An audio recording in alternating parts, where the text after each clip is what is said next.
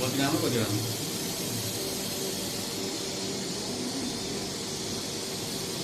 बा पूरी सब है बा हजुर क्लियर क्लियर क्लियर छ यतिको क्लियर छ मैले सोचेको थिएन थोरै मलाई अलिकति दिशा चाहिँ गर्न अलिक साह्रो हुन्छ ल सादा हुन्छ दिशा जानुहुन्छ अर्को मलाई समस्या केही छैन त्यो साह्रोलाई पनि कम गर्नु पर्यो अब ये पूरे क्लियर लगे ये बाला पनि देखाउनु त यहाँ बाला देखाउनु पर्यो बाको बाला सुन्नु कस्तो छ अब बा कस्तो छ भन्ने न मलाई एकदम ठिक भयो सर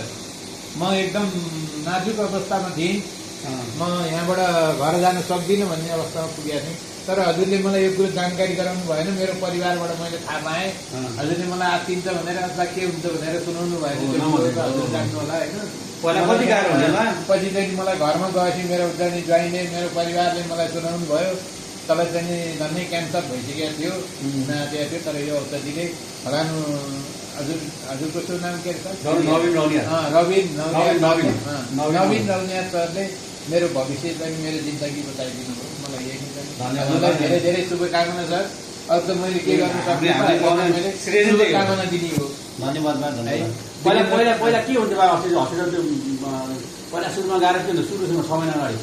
6 महिना अगाडि मलाई चाहिँ पेट दुख्थ्यो अनि मलाई चाहिँ पहिला त पखाला थिएन दिशा साह्रो हुन्थ्यो तर पछि गएर चाहिँ जहाँ म उहीँ गाउँको हस्पिटलमा भर्ना भएँ त्यतिखेर मलाई चाहिँ दिशा लाए नन स्टप 5 मिनटमा जानुपर्ने तर दिशा पखाला